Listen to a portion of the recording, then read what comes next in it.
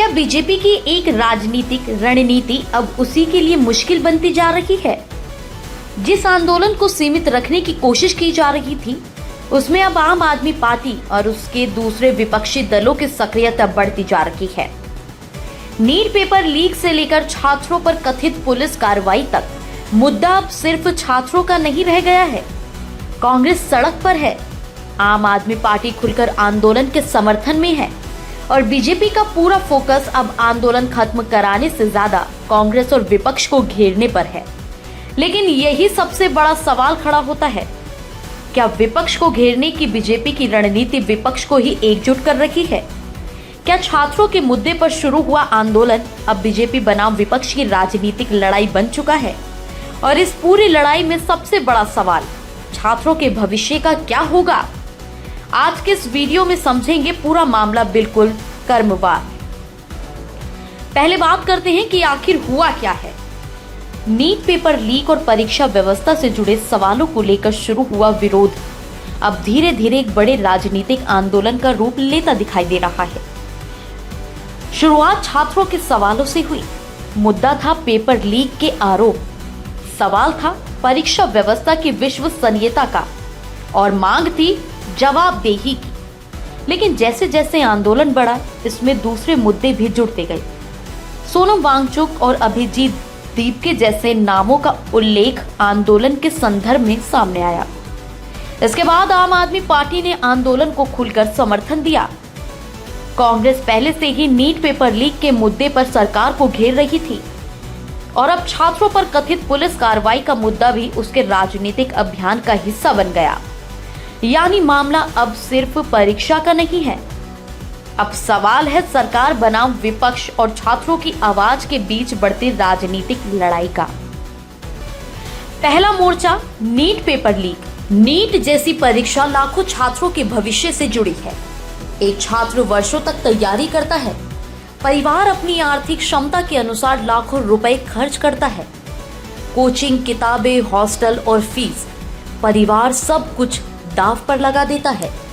ऐसे में जब पेपर लीक या परीक्षा प्रक्रिया में गड़बड़ी के आरोप सामने आते हैं तो सवाल सिर्फ एक परीक्षा का नहीं रहता, सवाल बन जाता है क्या मेहनत करने वाले छात्र के साथ न्याय हुआ? कांग्रेस का आरोप है कि पेपर लीक ने परीक्षा व्यवस्था पर गंभीर सवाल खड़े किए हैं। पार्टी दोषियों पर सख्त कार्रवाई और छात्रों को न्याय देने की मांग कर रही है। सरकार और बीजेपी का कहना है कि मामलों की जांच हो रही है और दोषियों के खिलाफ कानूनी कार्रवाई की जा रही है। लेकिन विपक्ष का जो सवाल है वो ये है कि सिर्फ जांच का भरोसा कब तक? छात्रों को स्पष्ट जवाब कब मिलेगा? और यही सवाल इस आंदोलन को राजनीतिक रूप से ताकत दे रहा है। बात करते हैं दूसरे मोर्चे की, तो दूसरा मोर्चा है आंदोलन में विपक्ष की एंट्री। अब आते हैं सबसे महत्वपूर्ण राजनीतिक मोड़ पर। जैसे ही आम आदमी पार्टी इस आंदोलन के समर्थन में खुलकर मैदान में उतरी, बीजेपी ने सवाल उठाना शुरू कर दिया। बीजेपी का आरोप है कि विपक्षी दल छात्र आंदोलन को राजनीतिक रंग दे रही हैं। बीजेपी के मुताबिक कांग्रेस और आम आदमी पार्टी छात्रों के मुद्दे को अपने राजनीतिक फायदे के लिए इस्तेमाल कर रही है। लेकिन विपक्ष का जवाब भी सीधा है। उसका कहना है अगर छात्रों के साथ अन्याय हो रहा है तो राजनीतिक दलों का आवाज उठाना लोकतंत्र का हिस्सा है। यहीं से आंदोलन का असली राजनीतिक टकराव शुरू होता है। बीजेपी कहती है आंदोलन को विपक्ष हाईजैक कर रहा है। विपक्ष कहता है कि सरकार असली मुद्दे से ध्यान भटका रही है और इसी आरोप प्रति आरोप में छात्र आंदोलन का दायरा लगातार बढ़ रहा है। अब बात करते हैं तीसरे मोर्चे की, तो तीसरा मोर्चा है पुलिस कार्रवाई का विवाद। अब इस पूरे मामले का सबसे संवेदनशील हिस्सा आंदोलन के दौरान छात्र प्रदर्शनकारियों पर कथित पुलिस कार्रवाई को लेकर विवाद सामने आया। विपक्षी दलों का आरोप है कि छात्रों पर बल प्रयोग किया गया और उनकी आवाज दबाने की भी कोशिश हुई। बीजेपी और सरकार की ओर से आंदोलन के राजनीतिक स्वरूप और कथित अव्यवस्था पर सवाल भी उठाए गए हैं। यहाँ एक बात साफ है, किसी भी आरोप को अंतिम सत्य मानने से पहले आधिकारिक जांच और उपलब्ध रिकॉर्ड देखना जरूरी है। लेकिन राजनीति में धारणा भी बहुत मायने रखती है। और विपक्ष ने इसी मुद्दे को पकड़ लिया है। कांग्रेस अब कह रही है पहले छात्रों का भविष्य खतरे में डाला गया और अब उनकी आवाज भी दबाई जा रही है। यानी कांग्रेस का अभियान अब केवल नीट पेपर लीक तक सीमित नहीं रहा, अब इसमें छात्रों पर कथित कार्रवाई भी जुड़ गई है और यही बीजेपी के लिए नई राजनीतिक चुनौती है। बीजेपी की रणनीति, मुद्दा या विपक्ष, चलिए इसके बारे में जानते हैं। अब बीजेपी का फोकस अब आंदोलन की मांगों से ज्यादा आंदोलन के पीछे विपक्षी दलों की भूमिका पर है। बीजेपी का कहना है कि कांग्रेस और आम आदमी पार्टी छात्रों के आंदोलन को राजनीतिक मंच में बदल रही है, लेकिन यही सवाल उठता है, क्या विपक्ष पर आरोप लगाने से छात्रों के सवाल खत्म हो जाएंगे? अगर बीजेपी कहती है कि आंदोलन राजनीतिक है तो विपक्ष जवाब देता है सरकार छात्रों के सवालों का जवाब दे। अगर आंदोलन पर सख्ती होती तो विपक्ष कहता है छात्रों की आवाज दबाई जा रही है, और अगर सरकार बातचीत करती है तो विपक्ष इसे अपनी राजनीतिक जीत बताने की कोशिश करेगा। यानी सरकार के सामने चुनौती दोहरी है, आंदोलन को संभालना भी है और विपक्ष को राजनीतिक बढ़त भी नहीं लेने देनी है। क्या विपक्ष एकजुट हो रहा है? क्या विपक्ष एकजुट हो रहा है? अब सबसे बड़ा राजनीतिक सवाल, क्या इस आंदोलन ने विपक्ष को एक साझा मुद्दा दे दिया है? कांग्रेस के पास नीट पेपर लीक का मुद्दा है, आम आदमी पार्टी आंदोलन के समर्थन में खुलकर सक्रिय है और छात्रों पर कथित पुलिस कार्रवाई ने विपक्ष को सरकार पर हमला करने का एक और हथियार दे दिया है।